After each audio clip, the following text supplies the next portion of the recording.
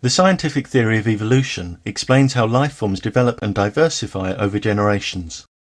Something to understand straight away is that it doesn't claim to explain the development of the universe or how life was first begun. It explains how new varieties of life form emerge from earlier life forms. Even if life on Earth had been initiated by some kind of divine or alien intervention, that wouldn't affect the evidence for evolution, which is accepted by people who believe in one or more gods as well as those who don't.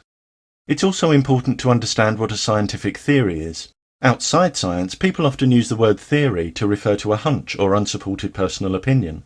This is not what the word means in science. In science, a theory refers specifically to a well-substantiated explanation which accounts for a body of well-substantiated facts. So whenever we encounter a statement like, evolution is just a theory, not a fact, this tells us that whoever's made the statement is not using the terms correctly. In science, theories don't get promoted to facts. Facts are explained by theories. Because of their explanatory power, theories are the ultimate goal and the ultimate achievement in the sciences of nature. To start with some well-known facts, we know that physical traits of parent life forms are inherited by the next generation, and that through the artificial process of selective breeding, many traits can be exaggerated in later generations. This can be achieved fairly simply, by mating together individuals that exhibit those traits most strongly, and repeating this process with successive generations. Breed only from horses with good competition records, and their offspring will tend to perform well also. Breed only from aggressive dogs, and their offspring will tend to be aggressive. Many who happily acknowledge this kind of artificial selection are the same people who label evolution impossible or a fairy tale. And yet natural selection, one of the major mechanisms that drives evolution, requires no magical suspension or violation of physical laws. It simply says that traits also emerge and reproductive opportunities are also limited because of factors other than human influence. If a greyhound breeder selects only the fastest dogs for breeding stock, and in the wild only the fastest gazelles outrun their predators and survive to reproduce, then both nature and the greyhound breeder are favouring certain individuals for reproducing offspring and passing on their genetic information to the next generation. Before I say more about natural selection, I want to mention another commonly misunderstood term, mutation.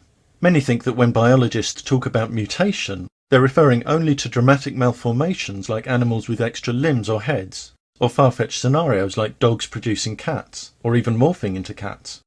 These are misconceptions. Mutations are simply changes in genetic variation within a population, brought about by insertions, deletions, and recombinations of the DNA sequence. But mutation isn't the only cause of variation, because it's not only the DNA sequence that's important to evolution. Epigenetic studies, for example, show that genes can be switched on or off, and that this genetic activation or inhibition can be inherited and expressed in later generations. Most variations are neutral and have no impact on an organism's survival, accumulating naturally over successive generations in what's known as genetic drift, the effects of which are far more noticeable in smaller populations. But a variation in colour, for example, could have a major impact. Take this insect.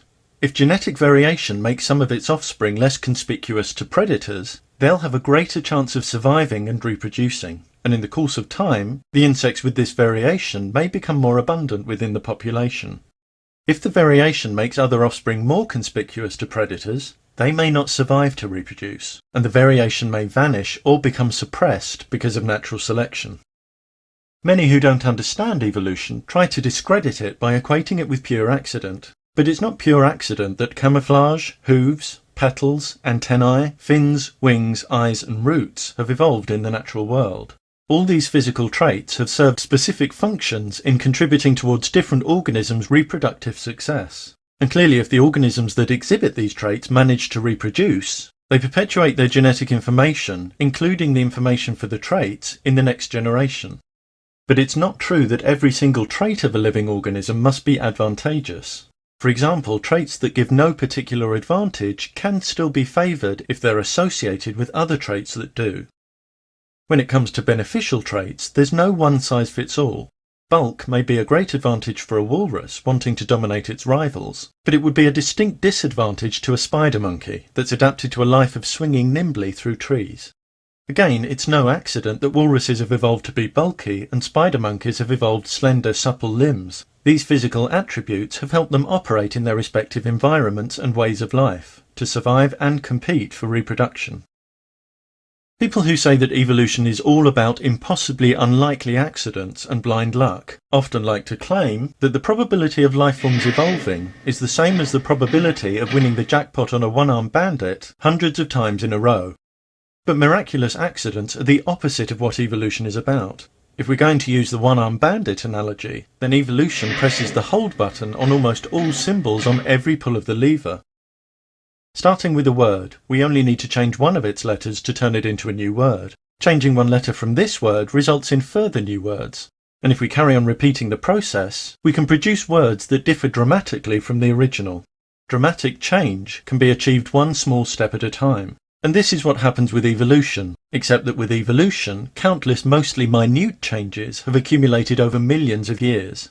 If members of a given species become geographically isolated from each other, each group may end up having to respond to very different environments and predators, and adapt to very different ways of gathering food. Any genetic variations will no longer be shared throughout the whole population, but only within each group. In this way, genetic drift and natural selection can lead to the emergence of two distinct populations, which after a given period of time are no longer related closely enough to interbreed. The theory of evolution doesn't say that organisms from one species population suddenly produce organisms from another. Dogs don't produce cats. Nor does it say that individual organisms change species. Individual apes don't morph into humans. While we're on the subject of apes and humans, there's a common misunderstanding about our evolutionary relationship with apes, revealed by the question, if humans evolved from apes, why are there still apes? Firstly, humans didn't evolve from the apes we see today. Humans and modern apes share a common ape-like ancestor different from both modern animals.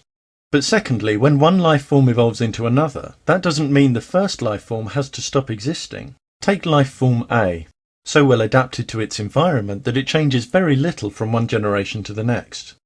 But then part of the population spreads to a new environment where it's poorly suited. Different survival pressures now lead generations of this separate population to change dramatically, while the changes in the first population remain barely noticeable. After many generations, population 1 still exists in more or less its original form, alongside the now very different population 2. It didn't have to die out or change at the same rate. The theory of evolution has never demanded the existence of animals with a crocodile's head and a duck's body. Even when there's evidence that one animal evolved directly from another, that doesn't mean the transitional forms must look like whole chunks of each animal stuck together. Evolution doesn't work by combining different species at random, and evolutionary scientists have never hunted for the crocoduck, the jellywolf, or the rhinopus. The theory of evolution tells us something very different. Nature doesn't reward just any random combination of features. Even highly specialized animals are being driven to extinction all the time. Nature rewards only whatever is efficient at reproducing itself. The crocoduck, invented to ridicule evolution, has instead become the symbol of bad arguments against evolution. Some people feel that an acceptance of evolution implies or leads inevitably towards the desire for supremacist control over the breeding of human beings. But recognizing facts about nature doesn't mean you have any wish to apply them to social policy and commit gross violations of human rights. Evolution isn't an endorsement of eugenics, any more than accepting the fact that the females of numerous species kill and eat the males after mating is an endorsement of cannibalism. It's simply a recognition of reality. If someone tells you that the theory of evolution says any of the following, then they either simply misunderstand it, or they're deliberately misrepresenting it and trying to create confusion about science in the hope that this will lead to more support for their position. Either way, attempts to make evolution seem like a fairy tale by both the misinformed and the dishonest will continue to be exposed. The real fairy tale is the claim that evolution has anything whatsoever to do with dogs giving birth to cats, individual animals morphing into other species, or popping into existence through pure accident. If you speak to anyone who knows about and accepts evolution, you'll find that these ideas are as ridiculous to them as they are to the anti-evolutionist. Evolution is both a fact and a theory. It's a scientifically established fact that life evolved and continues to evolve, and the theory of evolution explains how it does so. There are many reasons it's important to understand evolution, not least because evolution is essential to our understanding of biology. And with viruses quickly evolving resistance to our existing defences, our failure to understand those processes will mean a failure to understand some of the most deadly threats we face. Because of the curiosity and careful dedicated work of generations of scientists, we now understand in greater detail than at any other time in our history answers to some of our biggest questions about life on this planet. They are a key part of the scientific inheritance we are wise to pass on to new generations, who with an honest first-rate science education will in turn no doubt refine our education with their own